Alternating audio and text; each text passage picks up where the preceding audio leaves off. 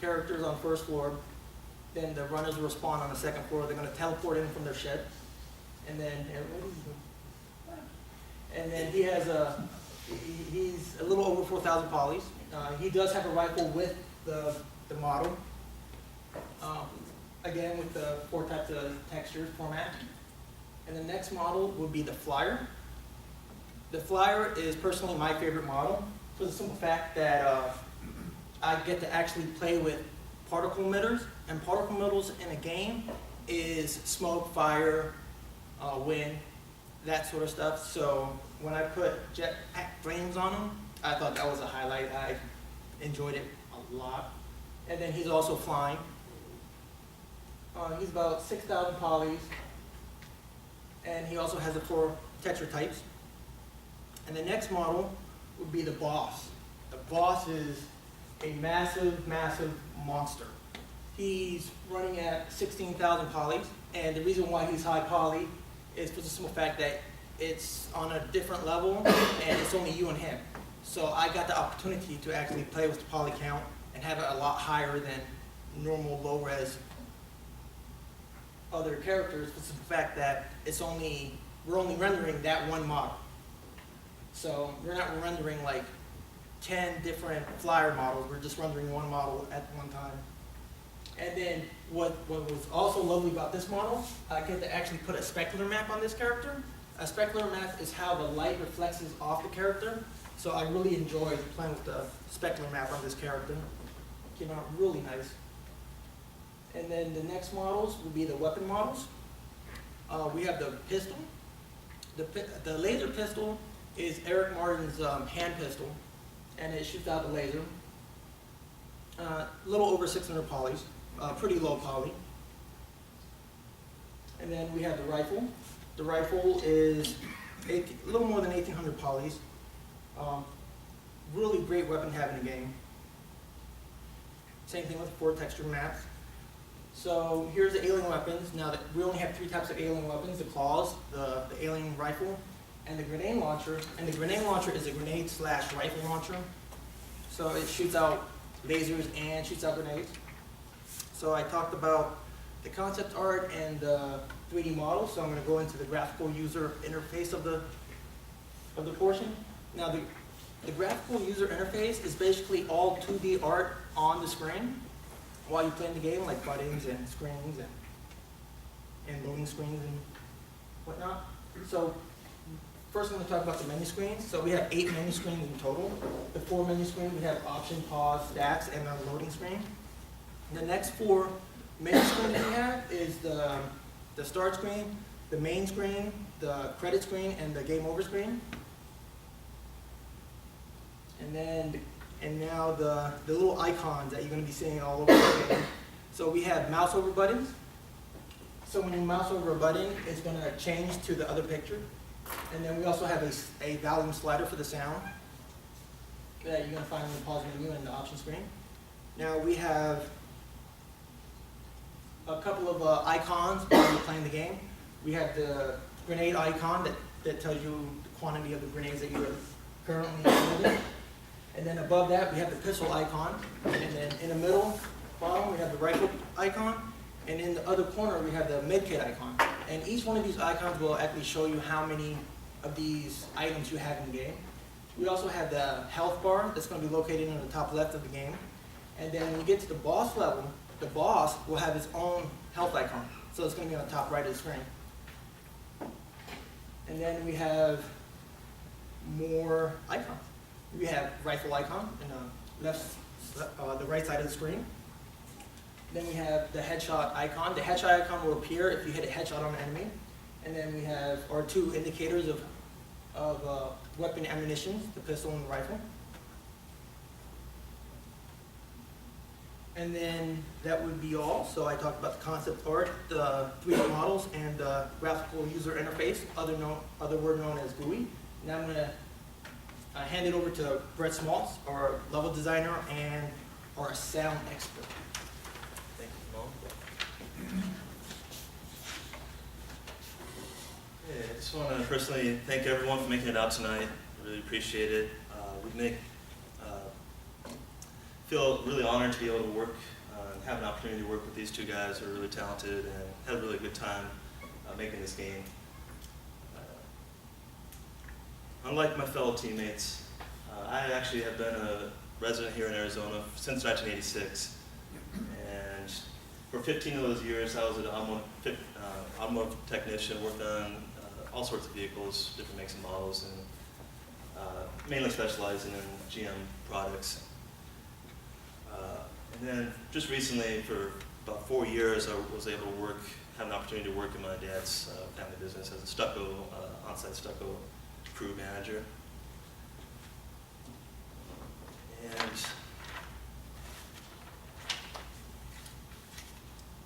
I also have been, playing video games since my very first Atari 5200 game console, playing games like Pole Position and Missile Command. Of course, I'm dating myself now.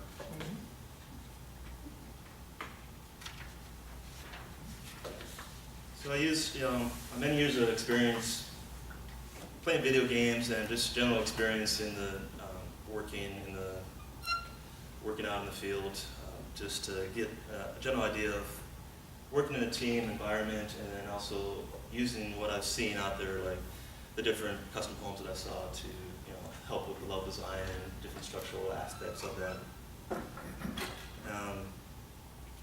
Over the last few terms, I was responsible for fulfilling a few different roles, as you see here listed: 3D modeler, level designer, sound designer, the motion capture operator, and last but not least, the quality assurance tester for our game.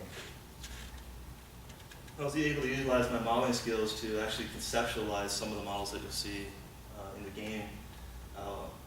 Actually had a great time putting the models together, and I was able to hand them off to Ramon, which is one of our, the best artists in the school, I think, to get the textures applied and actually make it really optimized and have them work cleanly and without any glitches in our game.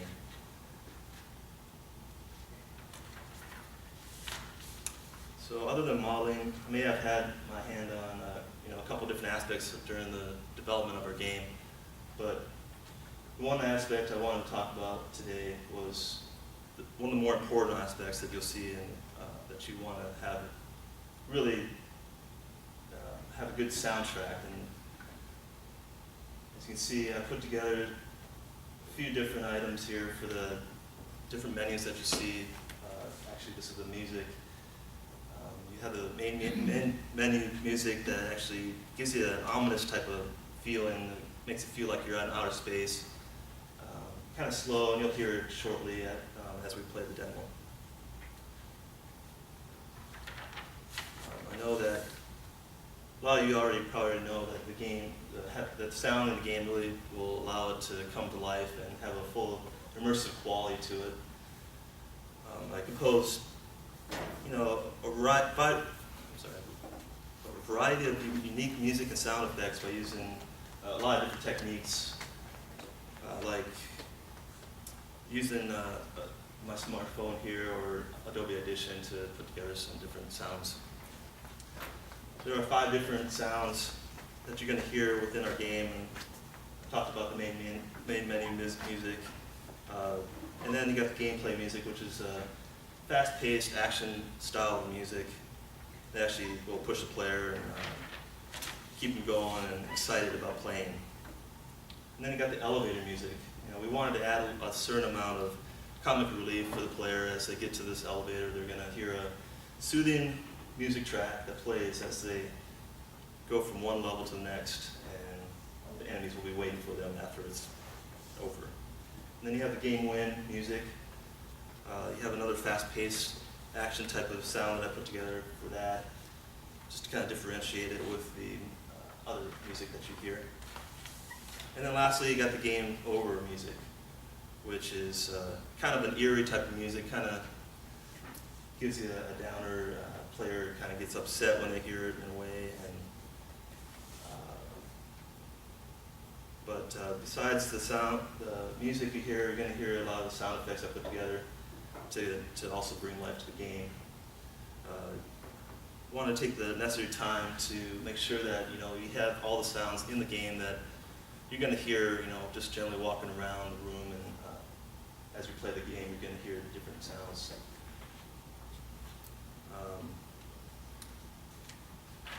So you hear different sound effects like the water splashing or bird chirping. As you get near the planters, you'll see that really adds to the total immersive qualities of the game, and kind of achieved that goal that I had set for myself. Interacting with the menu buttons makes a unique electric kind of sound as you hover over them with the mouse. And another important aspect of the game is creating the vocals necessary to help guide the player. By our Melinda was the character that was helping Eric get through the game, so you'll be hearing her, and my lovely wife Melissa was nice enough to help out with that. And then all these, as I got these sound effects, or the sound, the music, and everything in the game, I was able to use Adobe Audition to kind of go through and edit the sounds, kind of like her synthetic voice that Linda might have if she is communicating remotely within the ship on a kind of shattered or unstable connection. So, we got other effects that we use during the game. We use the Foley method to get some real-world object sounds within the mix. And then I used a variety of different 4 different VST synthesizers. And also, I mentioned I use my smartphone to actually record, and actually does pretty good with the voice and different sounds that I've heard. So now we want to do some sound effects here, just to give you a taste of what you're going to hear shortly.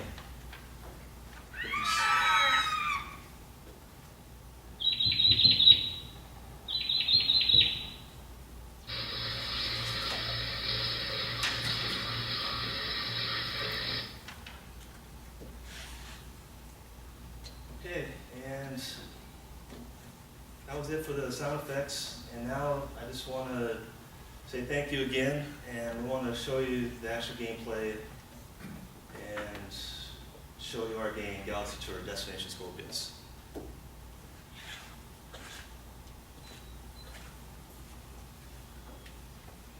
And from here, we're going to let Brett play the video game, and then while he's playing, Dan and me, we're going to be talking about the aspects of the game itself. So this is our start screen. It has 3 options: the start screen, the option, and the quit.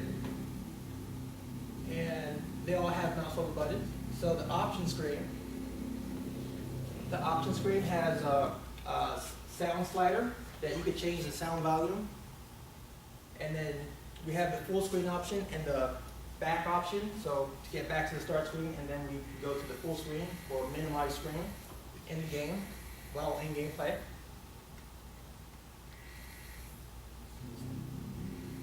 So let's start the game. Let's take a look at it.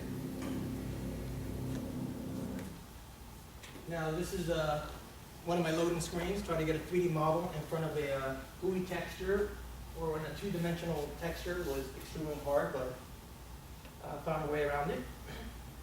And it came out looking really nice. Can anyone hear me? Please help. Yes, sir, we have a little tutorial explain to you how to play as you're going around. Eric, I'm happy to hear from you. Aliens have taken control of the ship. The alien soldiers have just left to clear the rest of the ship. The captain Should we is shoot her?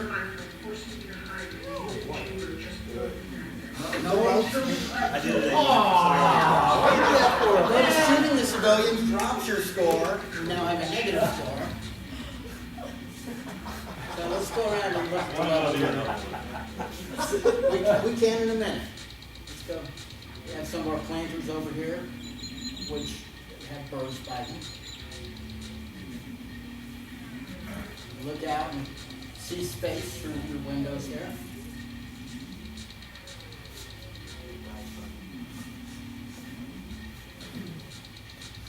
Girl splashing in the pool.